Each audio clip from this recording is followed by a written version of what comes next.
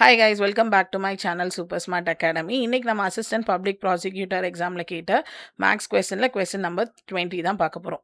இங்கே ஒரு நம்பர் இருக்குது, அது நான் ஏன்னு எடுத்துக்கிறேன். அந்த நம்பர் வந்து இன்னொரு நம்பரோட 80% same as 4 times sum of the squares of the number வந்து 652க்கு ஈக்குவலாக இருக்குது. இப்போ அந்த ரெண்டு நம்பர் என்னன்னு கேட்குறாங்க.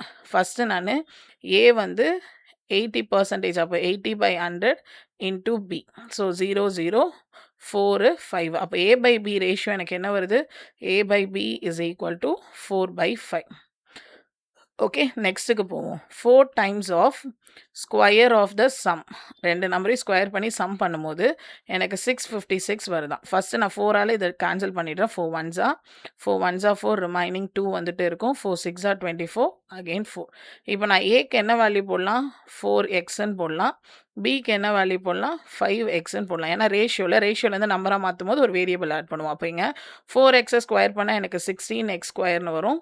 5xை ஸ்கொயர் பண்ணால் 25x ஸ்கொயர்னு வரும். ரெண்டுத்தையும் ஆட் பண்ணும்போது எனக்கு என்ன வேல்யூ வருது? 164. ஸோ இது ரெண்டையும் சம் பண்ணுங்கள். 41x ஸ்கொயர்னு வரும், which is equal to 164.